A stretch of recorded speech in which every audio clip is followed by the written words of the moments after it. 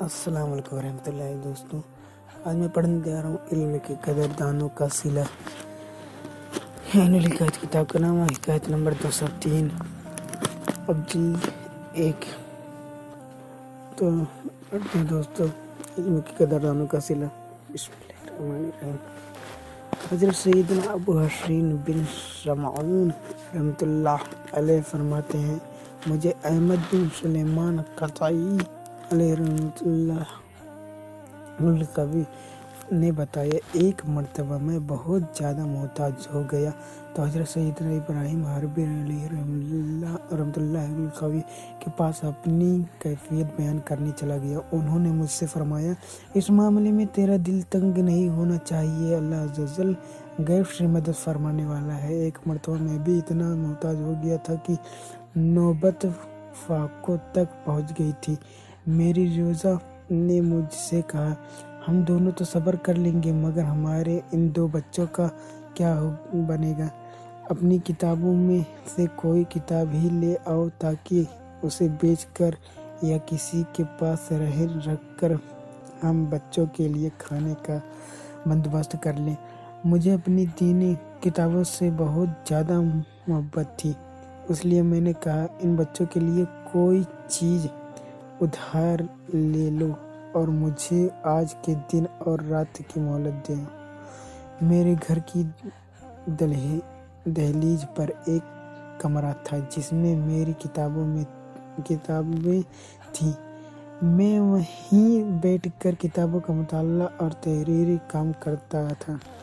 اس رات بھی میں اسی کمرے میں تھا کہ کسی نے دروازہ کھٹکھٹایا۔ میں نے پوچھا، کون ہے؟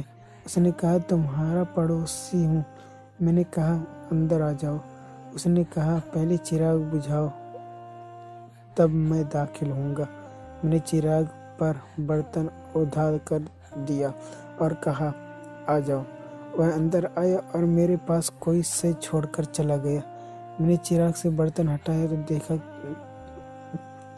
تو کیا دیکھتا ہوں کہ ایک نہایت قیمتی رومال ہے جس میں انواع اقسام کے کھانے اور 500 درہم ہیں۔ میں نے اپنی بیوی کو بلا کر کہا، بچوں کو جگاؤ تاکہ وہ کھانا کھا لیں۔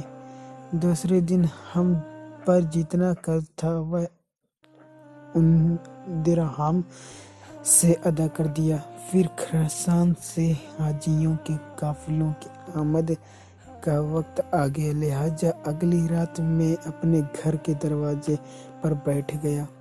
کیا دیکھتا ہوں کہ ایک ساربان ساز و سامان لدے 2 اونٹ لیے آ رہا ہے اور ابراہیم حربی کے گھر کے متعلق پوچھ رہا ہے۔ یہاں تک کہ وہ میرے پاس پہنچا تو میں نے کہا، میں ہی ابراہیم حربی ہوں۔